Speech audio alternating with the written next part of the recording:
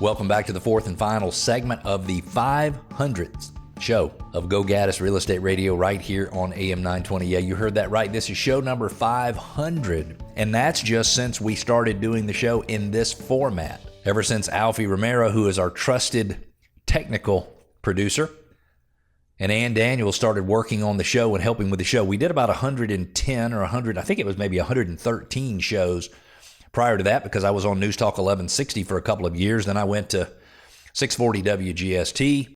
Then I went to one of the AM stations that is a Braves network station. And then I came to AM 920, The Answer. And I think I've been here for 4 or 5 years. I don't really remember how long, but it has been an absolute pleasure to have you along for the ride for however many of those 500 shows you were able to partake in. In this segment, in our Neighborhood Spotlight, we're featuring Valley Brook Estates in Decatur. Also, 7 sneaky issues that could stop a sale, and Atlanta's America's best city for singles in 2026. You're listening to Go Gaddis Real Estate Radio. I'm Cleve Gaddis, and I'm here to make real estate clear and simple and worry-free. If you want to connect with us, it is simple, and I would love it. You can go to gogaddisradio.com, GOGADDIS radio.com. You can ask questions. You can make comments. You can ask questions, by the way, that we answer on air or off air. You can make comments, or you can challenge things we say. You can push back. You can share ideas with us that we can share with listeners. You could ask us to do some additional research on your neighborhood and include your neighborhood in our Neighborhood Spotlight, just like Valley Brook Estates here in Decatur on today's show. And you can subscribe to our podcast. You can subscribe to our YouTube channel. Before I jump into this segment's content, if you're thinking of selling your home anytime in 2026, even if it's at the end of the year or maybe even early 2027, it's never too early to learn about the upside. There are 4 distinctly different ways to sell a home in today's market. Number 1, you can sell it for all cash, get a guaranteed offer, no repairs, no showings, no nothing, close in as little as 21 days or 30 days or 45 days, whatever works for you. And that's right for some people, but generally it doesn't provide the highest possible sales price. Number 2, you could sell your property as is, where is, not make any repairs to it. Sell it with all faults, just like it is. You can do that. Sometimes that doesn't fetch the highest sales price, but it doesn't matter, because it could be that that's the right thing for you to do. You could make some repairs or improvements to your home. And with us, you could use our rehab and refresh program, where we'll advance you up to $15,000 toward repairs on your home that we'll just collect back at closing. It makes a huge difference in your sales price. Or you maybe need to buy your new home before you sell your existing home. And we can help you with that through our Buy Before You Sell program. So if you want to make sure that the way you decide to sell your home provides you the upside that you need as the homeowner, go to gogaddisradio.com, click on the upside, put in a little information.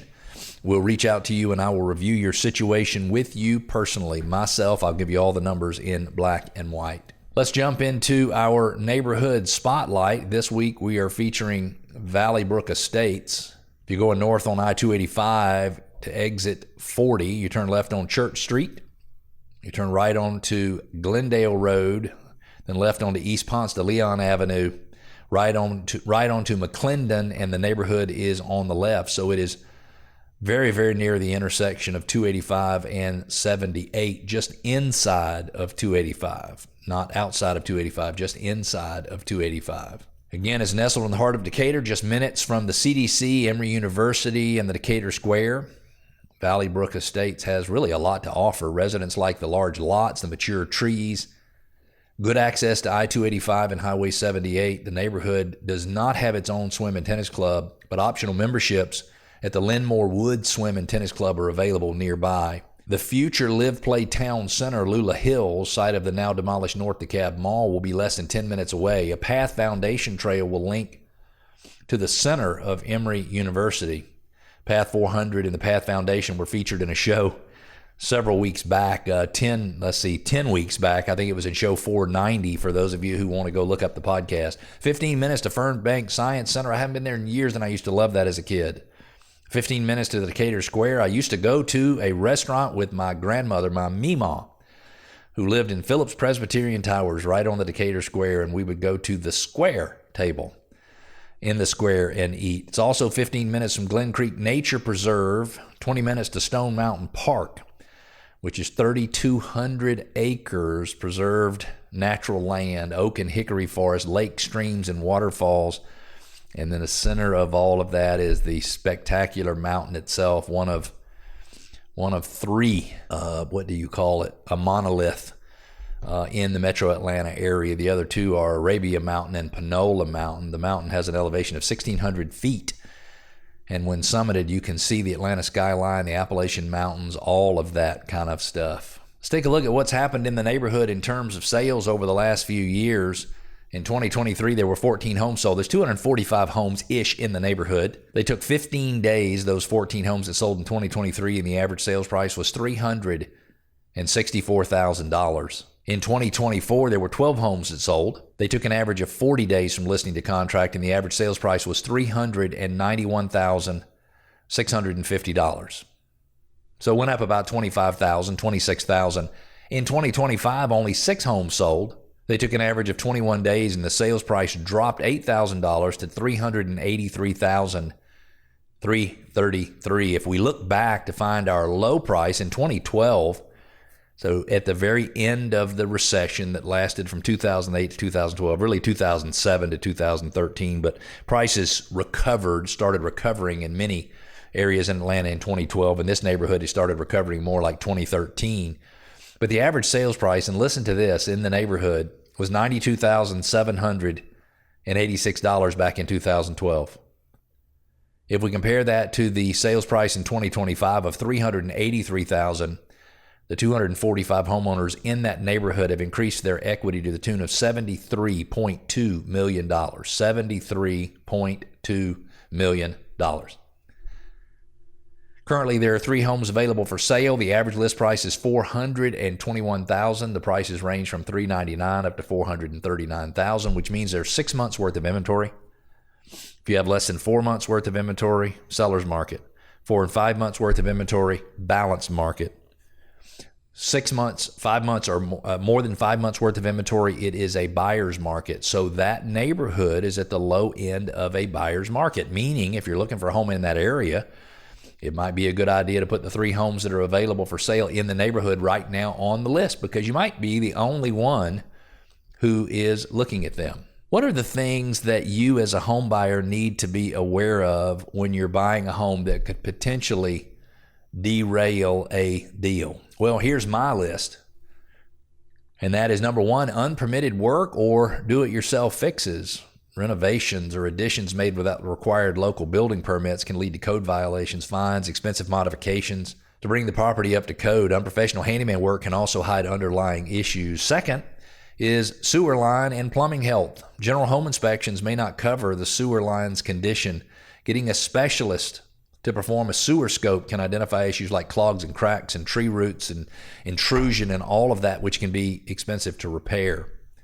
Number 3 would be asbestos, lead pipes, any things also that are part of a class action lawsuit, polybutylene plumbing, synthetic stucco here in Metro Atlanta, pressboard siding in Metro Atlanta, Chinese drywall in Metro Atlanta, Atlas Chalet shingles that were installed here in Metro Atlanta. Those are some of the things that can surprise you. And if you're working with a real estate agent who really understands the market, you will not be surprised. Nobody's going to tell you after a home inspection that it has any of these items, because the agent's going to tell you in advance. Now, I lived in a home that had LP siding, class action siding, and it didn't bother me in the slightest. In fact, I never did anything to it other than paint it and keep it in good shape. And when I sold it 23 years after I bought it, it still had that problem that I knew was a problem in 1999.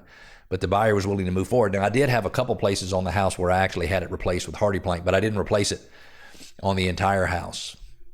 Also would be the problem of hidden water damage and mold, poor grading and drainage issues. Also, sometimes you have title and lien issues, and you need to know what the future development plans are in and around that particular neighborhood, because you need to be aware of exactly what is happening in all aspects of that property. The goal is for you to go in eyes wide open. Have you ever felt like dating is just one long loop of dead ends? If you so, you're not alone. But if you're looking for the one, you might not have to look any further than our own backyard. Charlotte in Marietta says she's been wondering, is Atlanta actually a good city for singles, or is that just something people say? And Atlanta, by Wallet Hub, was ranked as the number 1 city in the United States for singles. Wallet Hub analyzed data from the U.S. Census Bureau, the Bureau of Labor Statistics, and several other national sources comparing cities across the country on everything from percentage of single adults to the cost of dinner for two. And when the numbers settled, Atlanta topped the list, beating out big names such as Las Vegas, which came in at number 2, and Miami, which came in at number 11. So what's putting Atlanta at the top? For starters, we've got a huge pool of potential partners. Roughly 70% of Atlantans are single. Wow. That includes people who've never married, as well as those who are divorced or widowed. And that's the 9th highest share of single residents in the entire country. But it's not just about quantity. It's about the quality of the dating experience. Atlanta ranks high when it comes to access to nightlife and restaurants and cultural attractions and unique sports spots. Whether you're looking into rooftop cocktails or food halls or music venues or outdoor adventures or anything in between, the city checks the boxes for just about every kind of date. So if you're single, seems like Atlanta is the place to mingle. I appreciate you sticking with me for another week's edition of Go Gaddis Real Estate Radio. We'll be back next weekend, same time, same channel. We'll talk to you then. Have a great week, Atlanta.